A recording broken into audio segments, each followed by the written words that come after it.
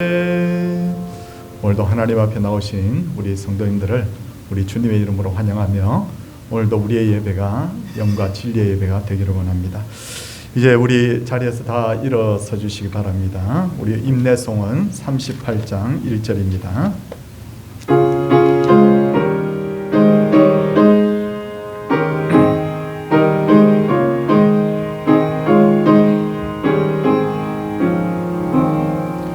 예수 우리 왕이여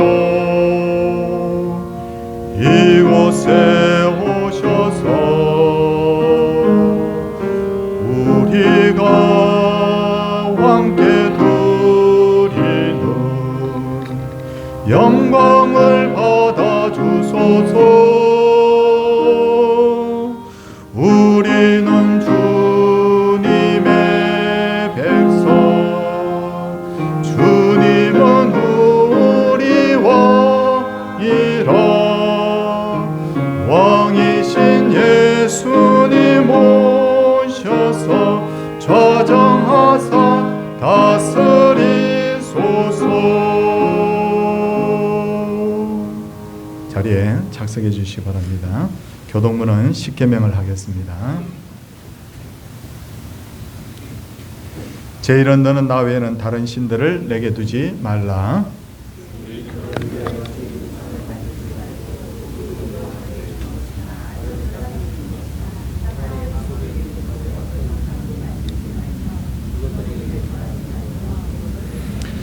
제3은 너는 내 하나님 여호와의 이름을 망령되게 부르지 말라. 제5는 내 부모를 공경하라. 제7은 간음하지 말라. 제9는 내 이웃에 대하여 거짓 증거하지 말라.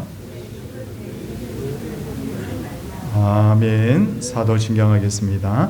나는 전능하신 아버지 하나님 천지의 창조주를 믿습니다.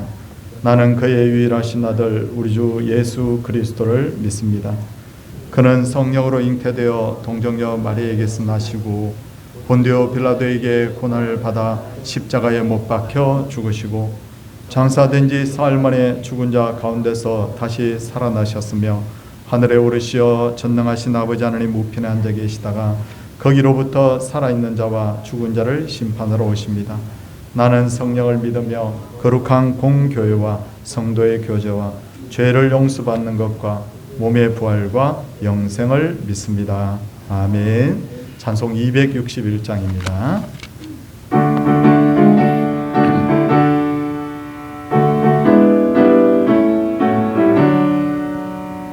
이 세상의 모든 죄를 맑히시던 주의 보혈, 성자 예수 그 귀한 피 찬송하고 찬송하세. 주님 앞을 멀리 떠나 길을 잃고 헤맬 때에 나의 뒤를 따라오소 친히 구원하셨도다. 흰 눈보다도 흰 눈보다도 주의 흘리신 보혈로 희게 씻어 주옵소서. 가시관을 쓰셨으니 피로 얼굴 물드셨고 십자의 모진 고통 나를 위해 당하셨네. 말로 용서할 수 없는 구세주의 무속하신 그 은혜와 크신 사랑 찬송하고 찬송하세. 흰 눈보다도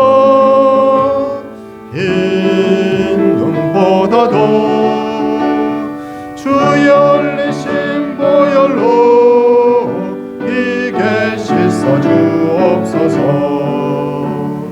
아버지를 멀리 떠나 다른 길을 저버리고 여러 가지 죄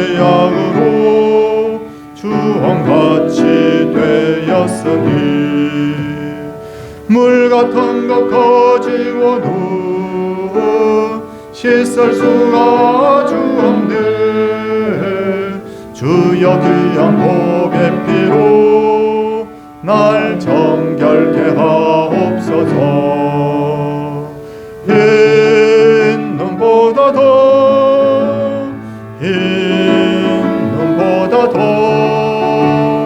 주의 흘리신 보혈로 이게 씻어 주옵소서.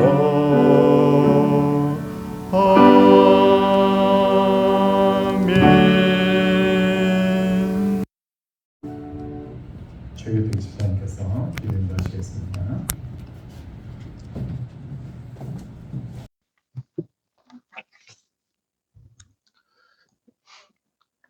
사랑의 하나님, 계절의 흐름 속에서 또한 복잡한 환경 안에서 저희들을 지켜주시고 인도해 주셨다가 이렇게 주님의 날을 맞아 한자리에 모여 주님께 예배드릴 수 있도록 주님을 섬기는 마음과 육신의 건강과 필요한 여건을 마련해 주셔서 진심으로 감사드립니다. 이 시간이 살아계시고 역사하신 하나님께 온전한 영광을 올려드리고 말씀에 비추어 우리의 잘못된 모습을 반성하고 하나님 안에 있는 참된 소망을 한 번 더 발견하고 붙드는 헌신의 시간, 회복의 시간이 되게 해주시옵소서. 서울 동사교회가 말씀대로 믿고 말씀대로 살고 말씀대로 전하자는 목표를 정하고 2024년을 말씀의 공동체로 세워가려고 합니다. 우리 성도들 한 명 한 명에게 주님의 말씀을 사모하고 갈급한 마음을 주시고 주님의 말씀대로 살아갈 수 있는 선한 능력을 주시고 주님의 말씀을 입술과 삶으로 전할 수 있는 확신 있고 담대한 믿음을 부어 주시옵소서. 무엇보다 먼저 목표를 정하여 하나님의 말씀을 규칙적으로 읽고 묵상하게 해 주시옵소서. 살았고 운동력이 있어 좌우의 날선 검보다 예리하여 혼과 영과 관절과 골수를 찔러 쪼개기까지 하는 말씀의 능력을 수시로 체험하게 해 주시옵소서. 여호와의 교훈은 정직하여 마음을 기쁘게 하고 여호와의 계명은 순결하여 눈을 밝게 한다는 말씀이 진리임을 날마다 경험하게 해 주시옵소서. 성경은 그리스도 예수 안에 있는 믿음으로 말미암아 구원에 이르는 지혜를 얻게 한다는 말씀처럼 저희가 성경을 읽고 묵상할 때마다 그리스도를 통한 구원의 은혜를 더 깊이 깨닫게 해 주시옵소서. 서울동산교회가 믿음, 소망, 사랑의 공동체로 잘 세워져 가게 해 주시옵소서. 사랑 안에서 참된 것을 하여 그리스도에게까지 자라가는 한 명 한 명의 성도들이 되게 해 주시옵소서. 담임 목사님을 강한 손으로 붙들어 주셔서 하나님 말씀을 전하고 성도들의 삶과 삶을 살피고 성도들과 함께 하나님 나라를 굳건하게 아름답게 세워가는 목사의 사명을 잘 감당하게 해 주시옵소서. 필요한 능력을 부어주시고 영육의 강건함을 주시고 가정과 사모님과 자녀들에게도 평안을 주시옵소서. 장로님들께도 초대교회 바나바와 같은 영적 지도력을 부어주셔서 교회가 주의 뜻 안에서 발전해 나가는 데 있어 깊은 뿌리처럼 든든한 섬김이의 역할을 잘 감당할 수 있도록 해 주시옵소서. 부목사님과 강도사님께도 말씀의 능력, 지혜와 섬김과 화평의 은사를 부어주셔서 맡은 부서에서 사명을 감당할 때 교회의 여러 일들을 진행할 때마다 교회 안에 부흥의 은혜가 넘치게 해 주시옵소서. 또한 관리 집사님에게도 건강과 지혜를 주셔서 교회의 곳곳을 살필 때마다 교회가 더 안전하고 안정되게 해 주시옵소서. 직분자들을 세우셔서 하나님의 교회의 구석구석을 섬길 수 있도록 하신 하나님 감사드립니다. 모든 직분자들과 교사들과 상가대원들과 임원들이 각 부서를 섬기고 역할을 감당할 때마다 성령의 열매들이 열리게 하시고 서로가 서로에게 기쁨과 감사가 되게 해 주시옵소서.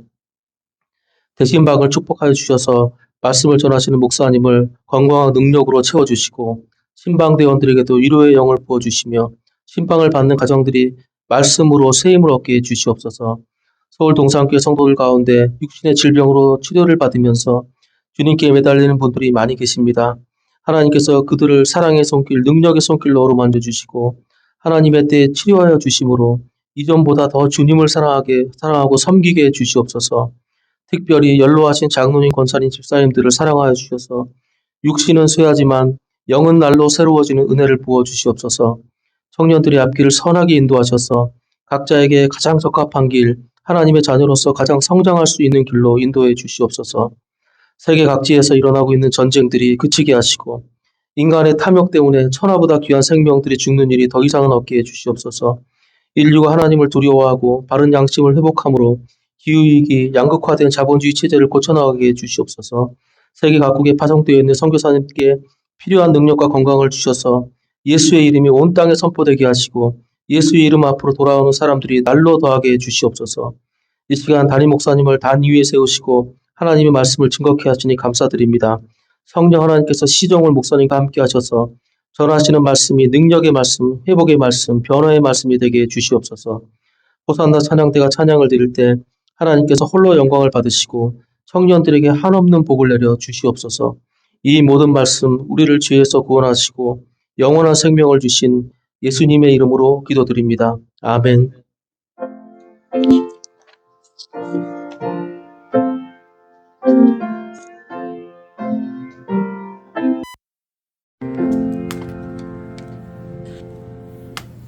하나님께서 우리에게 주시는 말씀은 로마서 6장 1절에서 4절까지 말씀입니다. 제가 이 거룩하신 하나님의 말씀을 봉독하도록 하겠습니다. 그런즉 우리가 무슨 말을 하리요? 은혜를 더하게 하려고 죄에 거하겠느냐? 그럴 수 없느니라. 죄에 대하여 죽은 우리가 어찌 그 가운데 더 살리요? 무릇 그리스도 예수와 합하여 세례를 받은 우리는 그의 죽으심과 합하여 세례를 받은 줄을 알지 못하느냐? 그러므로 우리가 그의 죽으심과 합하여 세례를 받음으로 그와 함께 장사되었나니 이는 아버지의 영광으로 말미암아 그리스도를 죽은 자 가운데서 살리신 것 같이 우리로 또한 새 생명 가운데서 행하게 하려 함이라. 아멘. 호산나. 하나님을 찬양하도록 하겠습니다.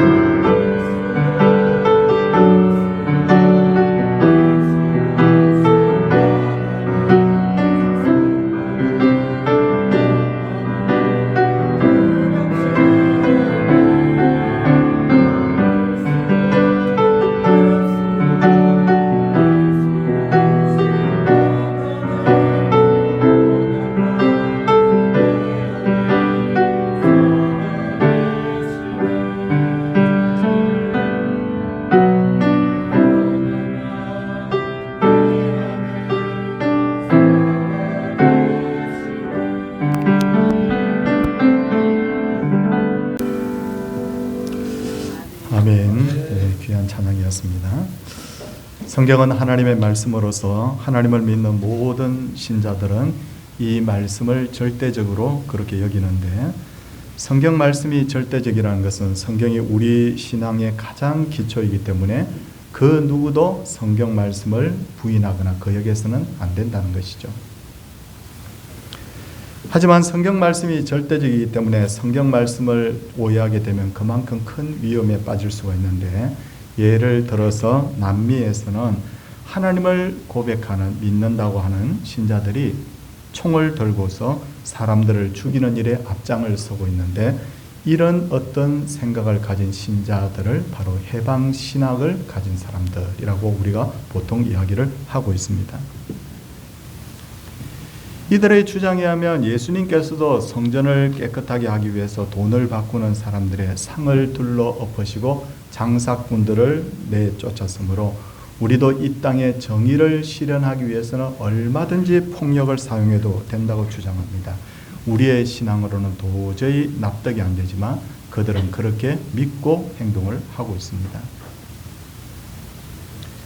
그렇다면 과연 예수님께서 성전을 정화하신 그 사건이 너희들 정의를 위해서 폭력을 행해도 된다는 그런 의미일까요? 그것은 아니죠. 참 성전 대신 예수님이 앞으로 어떤 일을 할 것인가를 예고하신 사건입니다. 그런데 남미의 그 많은 신자들은 이 말씀을 왜곡해서 이해를 하고 있는 거예요. 로마서에서도 성경을 오해한 사람들이 등장하는데, 로마서 5장 20절을 보면 중간에 죄가 더한 곳에 은혜가 넘쳤다는 말씀이 있습니다. 그러자 많은 이들이 이 말씀에 대해서 엉뚱한 반응을 나타내기 시작합니다. 죄가 많은 곳에 은혜가 넘쳤다면, 그러면 우리가 더 많은 죄를 지으면 하나님의 은혜를 더 받을 수 있는 것 아닌가라고 주장합니다. 그래서 예수님을 믿는다고 하면서 자기 마음대로 죄짓고 사는 사람들이 많았다는 거죠. 죄가 많은 것에 은혜가 넘쳤다는 말씀이 정말 진짜 뜻은 그런 게 아닙니다. 죄가 많은 것에 은혜가 많았다는 것은 죄를 많이 지은 사람일수록 더 큰 용서를 받는 것이므로, 그러므로 더 감격하고 더 감사해야 된다. 은혜 많이 받은 자다, 그런 말이죠. 이것은 저의 해석이 아니라 바로 예수님의 해석이에요.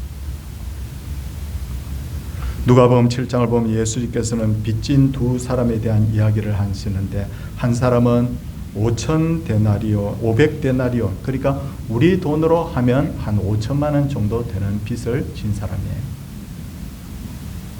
다른 한 사람은 50데나리온, 그러니까 우리 돈으로 하면 한 500만 원 빚진 자입니다. 500데나리온, 그리고 한 사람은 50데나리온.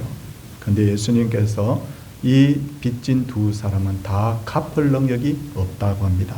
그런데 채권자가 그 두 사람의 빚을 모두 탕감해 주었어요. 그렇다면 두 사람 중에 누가 더 은혜를 받았다고 생각하겠습니까? 누가 더 감격하고 감사하겠습니까? 500데나리온 빚진 자입니까? 아니면 50데나리온 빚진 자입니까? 예수님께서 이것을 물으셨어요.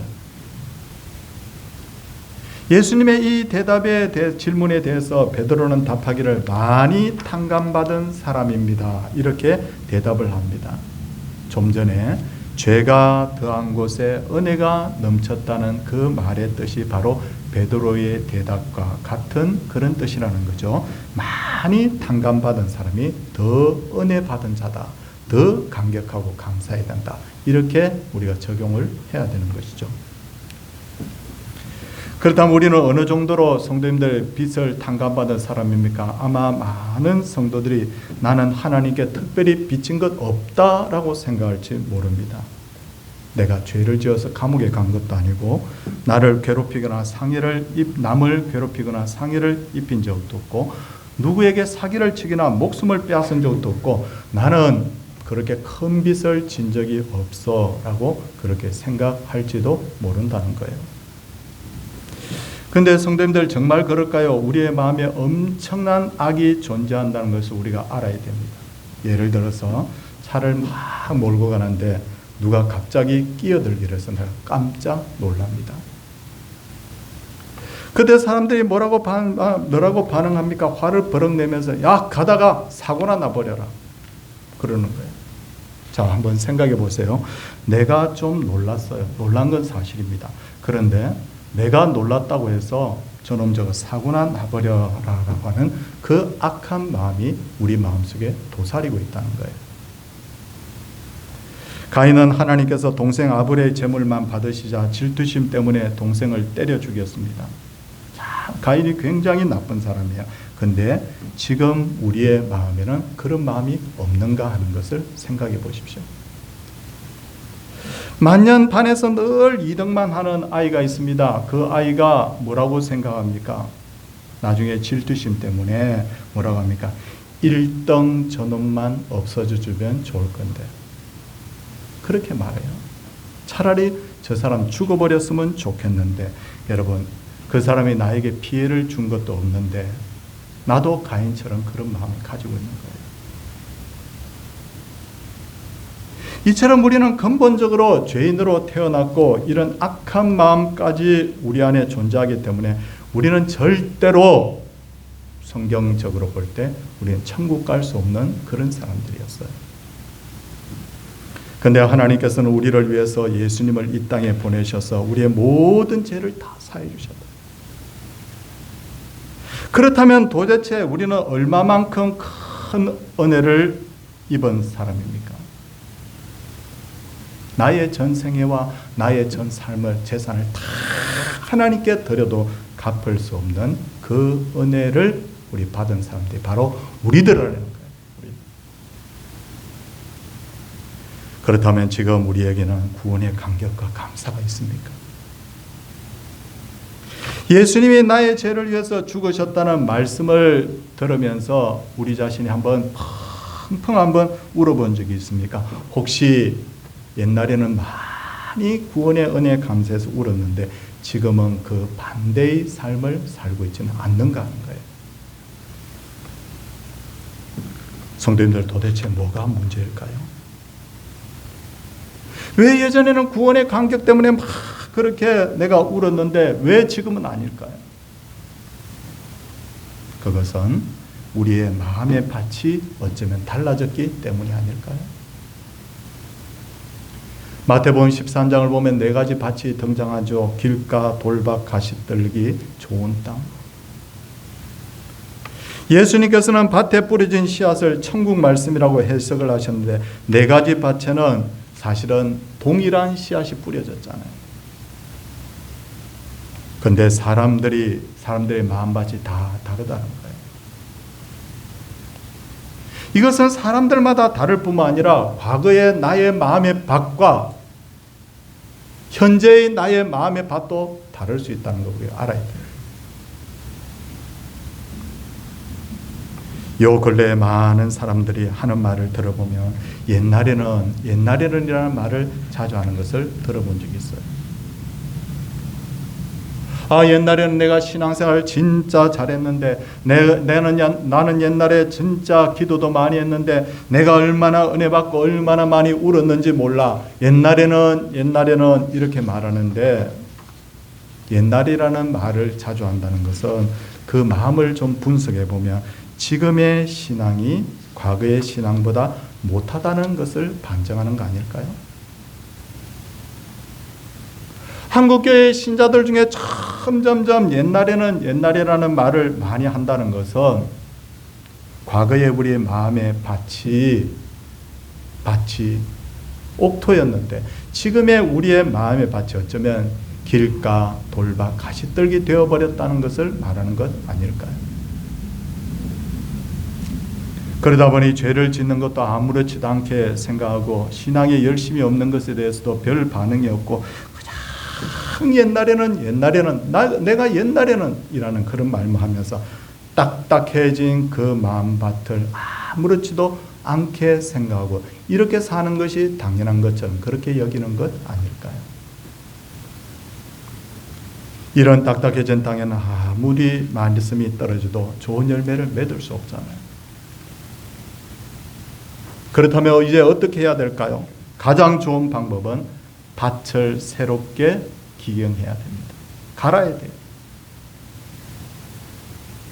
밭을 가는 방법은 크게 두 가지가 있는데, 하나는 내가 스스로 뉘우치고 밭을 가는 방법이 있고, 하나는 하나님께서 강권적인 역사를 통해서 밭을 가는 방법이 있습니다. 밭을 가는 것은 힘든 일입니다. 농부도 힘이 들지만 자발적이 아닌 하나님의 강권 역사로 밭을 갈게 되면 밭의 입장에서 보면 거기는 반드시 고통이 따르게 되어 있어요. 다윗이 좋은 포본이 됩니다. 다윗은 하나님의 은혜로 산 사람이었는데 왕이 되고 나라가 부강해졌을 때 신앙적으로 나태해졌죠.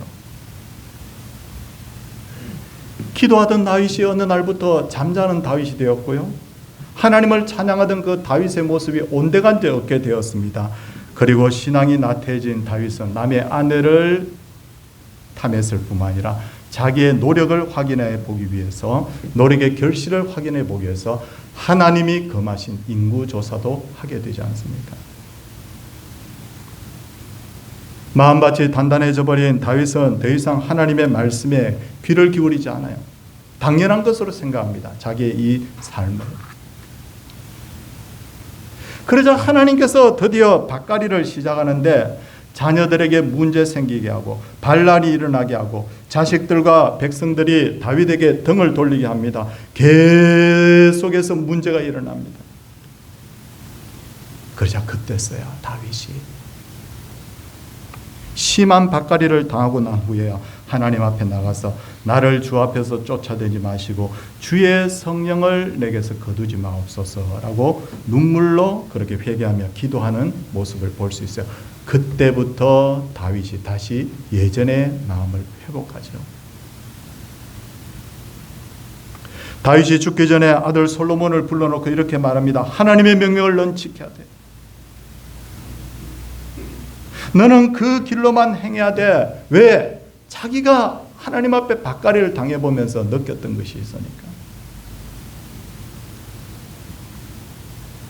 다윗은 말할 수 없는 고통을 당했지만 그러나 하나님께서는 그를 버리지 아니하셨으니 참으로 다행한 일이라고 할 수 있죠. 저를 포함해서 우리 성도님들 중에도 최근에 성도님들 밭갈이 당해본 적이 있습니까? 갑자기 생각하지도 못한 문제가 생겨서 마음의 고생을 하고요. 앞이 캄캄한 일을 당하기도 하고, 저는 고백합니다. 부끄럽지만 저도 살면서 몇 번이나 하나님 앞에 밭갈이를 당해본 적이 있어요. 이런 겉으로 보기에는 하나님께서 나를 미워하셔서 주시는 고통이지만 사실은 하나님께서 나의 마음밭을 밭갈이 하는 것이죠. 밭을 갈 동안은 아프지만 고통스럽지만 죽고 싶을 정도로 힘들지만 그러나 밭갈이가 끝난 그 마음의 밭에는 새로운 씨앗이 다시 뿌려지게 됩니다. 그리고 그 씨앗은 다시 엄청난 열매로 돌아옵니다. 그러므로 성도님들, 아무리 힘들어도 죽겠다는 생각하지 마세요. 밭갈이가 끝날 때까지 여호와 앞에서 잠잠하고 참고 기다리십시오. 불평하지 마십시오. 시편 37편 7절 말씀. 하나님께서 나를 징계하신 것은 나를 버리시는 것이 아니라 다시 은혜를 주겠다는 신호예요. 정말 아프고 정말 미쳐버릴 것처럼 그런 고통이 따르지만 그것은 하나님께서 나를 다시 사용하겠다는 신호예요. 그리고 하나님은 절대로 우리를 포기하지 않습니다. 로마서 6장을 읽어보면 예수님을 믿는 사람에게는 특권이 있다라고 말씀하는데 그 특권이 뭐냐면 예수님과 한 몸 되는 것. 6장 3절 말씀 한번 읽어보겠습니다. 6장 3절 말씀을 보면 뭐라고 되어 있습니까? 무릇 그리스도 예수와 같이 한번 읽어주십시오. 무릇 그리스도 예수와 합하여 세례를 받은 우리는 그의 죽으심과 합하여 세례를 받은 줄을 알지 못하느냐. 여기서 합하여라는 말의 그 단어의 뜻이 뭐냐면 한 몸 되었다 그 말이에요. 한 몸. 예수와 합하여. 또 뒤에 보면 예수님과 합하여 한 몸 되었다 그 말이에요. 근데 이 단어 그리고 이와 유사한 단어가 로마서 6장에 계속해서 소개되고 있는데 6장 4절 말씀 보십시오. 뭐라고 말씀합니까? 다시 읽겠습니다. 그러므로 우리가 그의 죽으심과 합하여 세례를 받음으로 그와 함께 장사되었나니. 합하여 함께라는 단어가 또 나오잖아요. 5절 말씀을 보면 조금 다른 표현으로 하지만 똑같은 말씀입니다. 또 읽겠습니다. 만일 우리가 그의 죽으심과 같은 모형으로 연합한 자가 되었으면 또한 그의 부활과 같은 모양으로 연합한 자도 되리라. 그리고 6절과 8절에는 계속해서 함께라는 단어가 반복해서 등장하고 있어요. 합하여, 연합하여, 함께, 이것 전부 다가 무슨 뜻이냐면 바로 예수님과 한 몸 되었다는 거예요. 내가 예수님하고 딱 지금 붙어 있는 거예요. 그러므로 예수님을 믿음으로 예수님과 한 몸이 된 사람은 예수님이 십자가를 지고 죽으셨을 때 함께 죽었고, 왜? 한 몸이니까. 예수님이 부활하셨을 때 예수님과 함께 부활했다는 거예요. 왜? 내가 죽은 적도 없고 내가 부활한 적도 없지만 예수님과 내가 한 몸이 되었기 때문에. 그러므로 예수 믿는 사람은 이제는 죄 때문에 지옥 갈 일 없어요. 걱정하지 않아도 돼요. 한 몸이 되었기 때문에. 그뿐만 아니라 예수님의 보호를 받으면서 살게 되는 거예요. 그러면 이제부터는 성도님들, 나 지금도 그러면 마음대로 살아도 됩니까? 그렇게 말할 분이 있는지 모르겠어요. 막 살아서는 안 됩니다. 어떤 이단은 이 말씀을 오해했는지 이 말씀을 악용을 했는지 몰라도요, 그 사람들은 막 자기들끼리 집회가 끝나고 나면 남자 여자가 같은 숙소에서 혼숙을 하면서 술 마시고 음란한 난잡한 행동을 막 한다는 거예요. 이 사람들이 그렇게 하는 이유가 뭐냐면 예수님 통해서 죄 문제가 다 해결됐기 때문에 이제는 자기들이 어떤 죄를 지어도 그게 죄가 안 된다고 그렇게 생각한대요. 정말 죄 용서함 받은 사람은 이제는 막 살아도 되는 걸까요? 아무 죄나 지어도 되는 걸까요? 그렇지 않아요. 예수님께서 가늠하다가 현장에서 잡혀온 여인에게 무슨 말씀을 하십니까? 내가 너를 정죄하지 않겠다고 다 용서해 주겠다고 선언하신 후에 뭐라고 말합니까? 막 살아도 돼. 그렇게 말하지 않고 다시는 죄를 범하지 말라. 죄 범하지 말라고 하신 거예요. 죄 용서함을 받았다고 해서 마음대로 살아서 되는 것이 아닙니다. 다시 죄를 지으면 아끼고 사랑하는 성도라도 반드시 징계합니다. 성도님들, 내 몸에 지금 연합한 자가 된 게 뭐가 있습니까? 여러분들의 그 몸에 팔다리가 붙어 있잖아요. 한번 생각해 보겠습니다. 자, 팔다리에 종기가 났습니다. 어떻게 하죠? 팔다리 잘라버립니까? 아니죠. 그 종기를 칼로 상처를 내서 고름을 다시 빨아내잖아요. 종기를 자르고 빨아내면 고통을 당하듯이 하나님의 백성들이 버림을 당하지 않을지는 몰라도 막 살게 되면 반드시 하나님께서 이와 같이 징계하신다는 거예요. 그리고 하나님의 백성들이 특권을 누리면서도 여전히 죄 가운데 살게 되면 일시적으로 특권 누리는 것 자체를 제한하실 때가 있습니다. 막아버리십니다.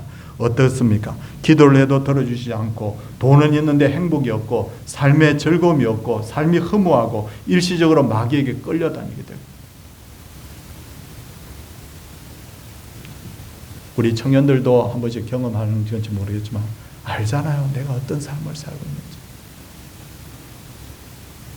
근데 죄를 짓고 나면 하나님께서 내 기도를 들어주지 않는 거예요.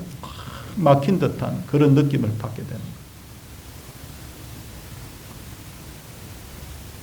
그것은 바로 예수님께 다시 돌아오라는 신앙.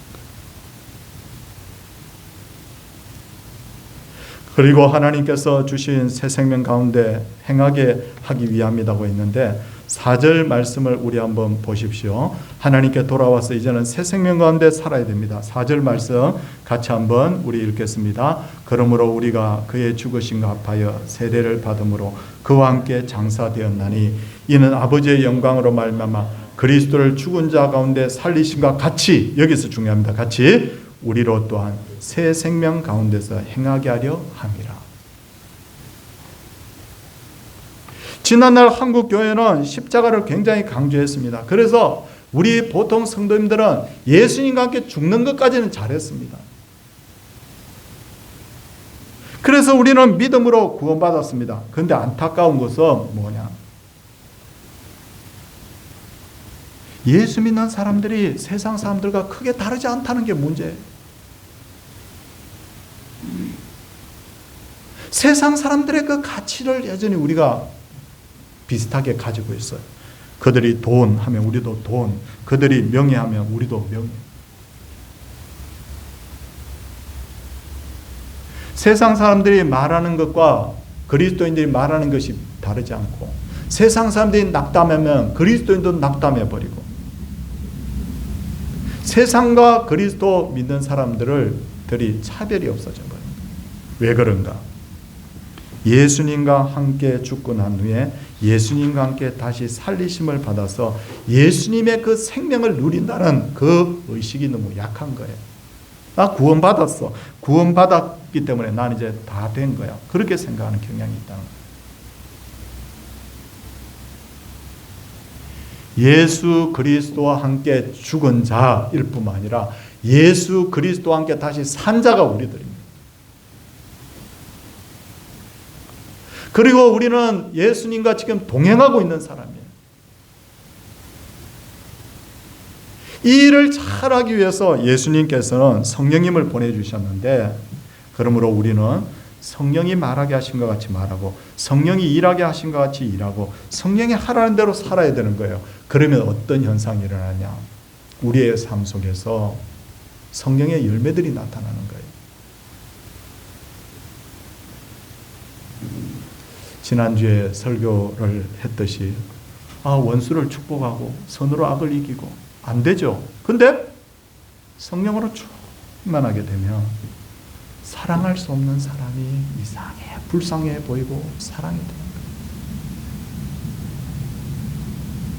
너무너무 힘들어서 한숨 쉬고 하던 인생이 갑자기 어느 날부터 희락이 있는 거예요. 기쁨이. 너무 감사해요.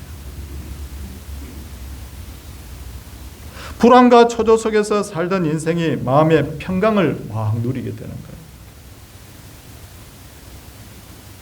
오래 참고 자비하는 마음이 생겼을 뿐 아니라 선한 삶을 살게 되고요.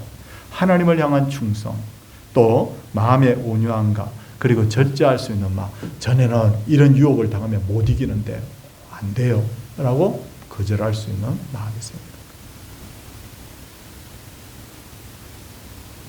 예수님과 함께 죽은 것이 아니라 예수님과 함께 이제는 살아났다. 거기서 끝난 것이 아니라 죽은 것으로 끝난 것이 아니라 다시 살아났다.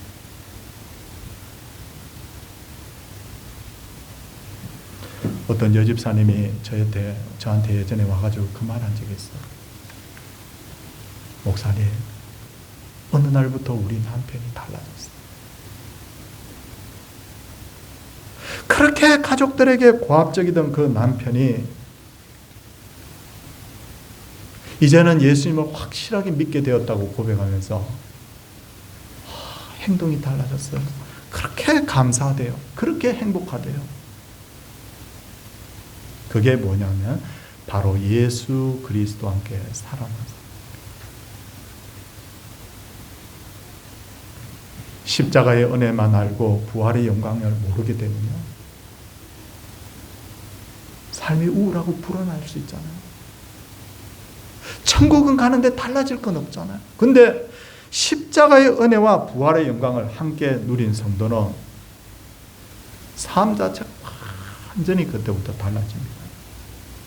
이게 바로 하나님께서 우리에게 주시는 선물입니다. 오늘 설교 제목 한번 우리 같이 한번 보도록 하겠습니다. 설교 제목을 우리 같이 보도록 하겠습니다. 제목은 뭡니까? 예수와 합하여 세례받은 우리. 예수와 함께 세례받았다는 것, 예수와 함께 죽었다. 그리고 예수와 함께 다시 살아났다는 거예요. 사랑하는 성도님들, 그분의 죽음이 나의 죽음이고 그분의 부활이 나의 부활입니다. 오늘도 이 진리를 깨달으시고 우리가 모든 성도들이 예수님과 함께 동행하는 은혜를 하나님께서 주시기를 주님의 이름으로 크게 축원을 드립니다. 함께 우리 찬송하도록 하겠습니다. 267장입니다.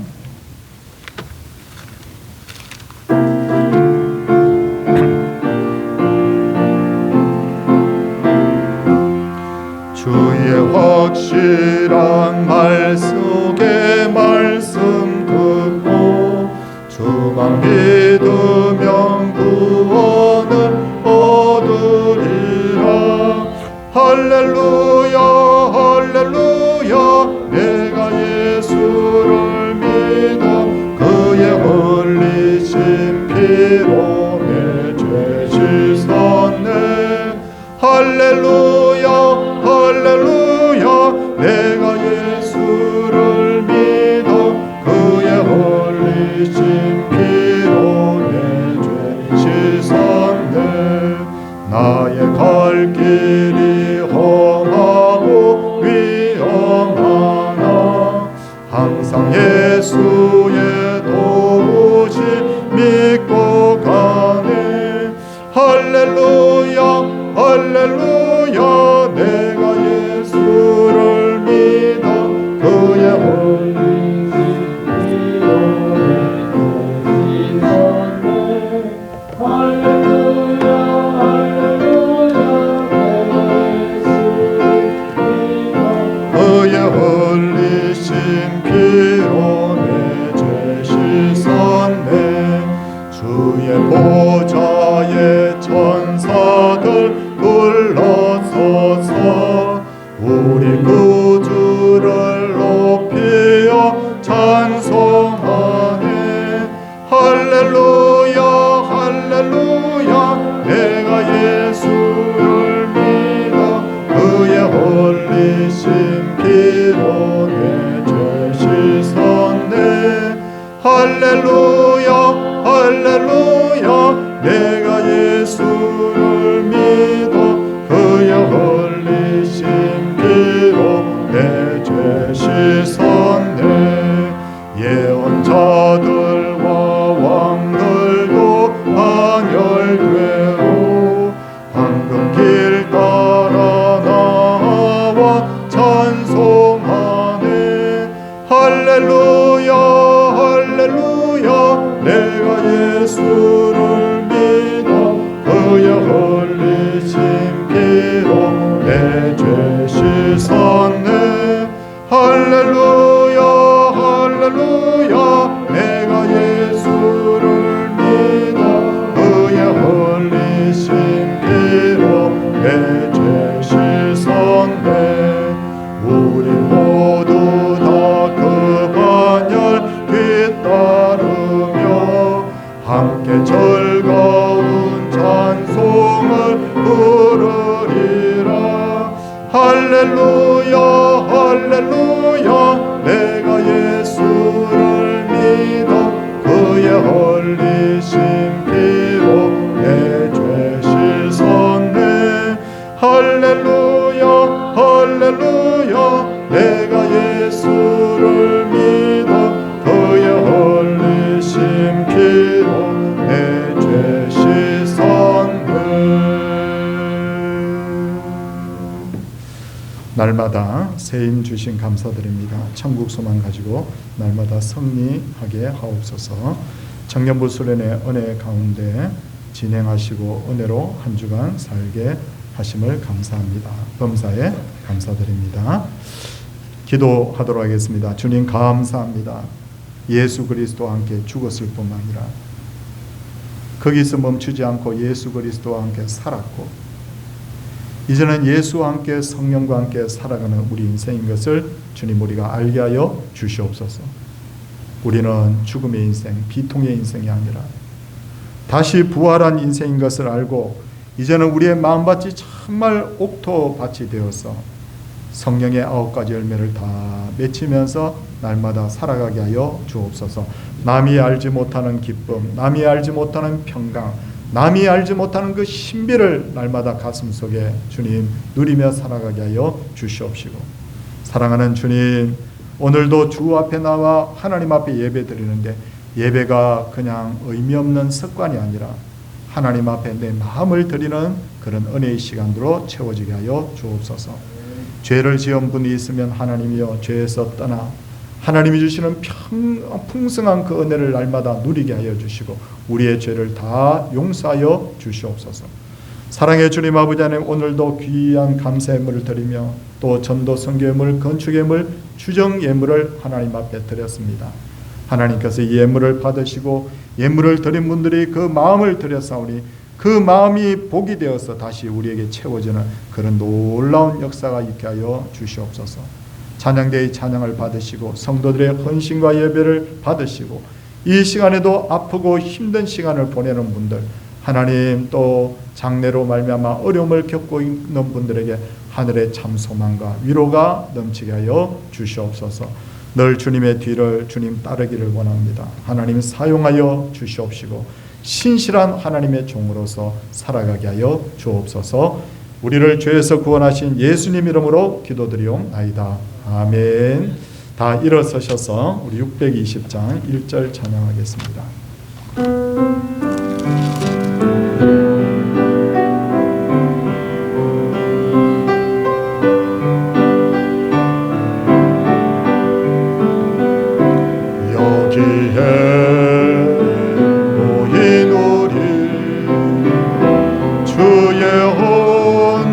받은 자여라. 주께서 이 자리에 함께 계심을 아노라. 언제나 주님만을 찬양하며 따라가리니 시험을 할 때도 함께 계심을 믿노라.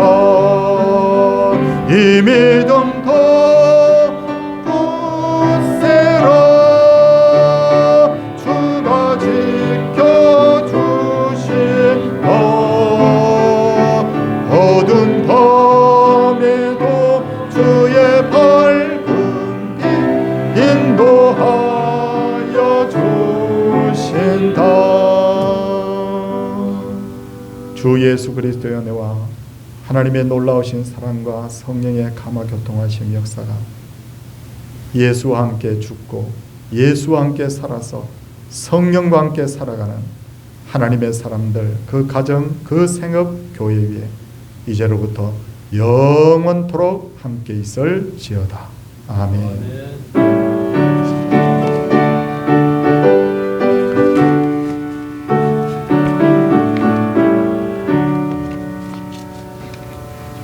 자리에 앉아주시기 바랍니다.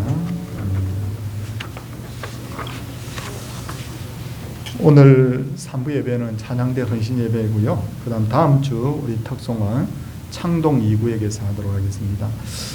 신방 날짜가 이렇게 정해졌고 그 다음 주 신방이 별로 기록이 안 돼 있는데 신방 날짜를 기록하지 않은 구역은 꼭 기록해 주시고 미리 우리 교회에서 기도하고 그렇게 신방을 계속 하도록 그렇게 하겠습니다. 다음 주 2부 예배 후에 우리 정기재직회가 있고요. 오늘 점심 식사 대접은 우리 정재만 장로님 또 이종욱 권사님 가정에서 식사 대접을 합니다.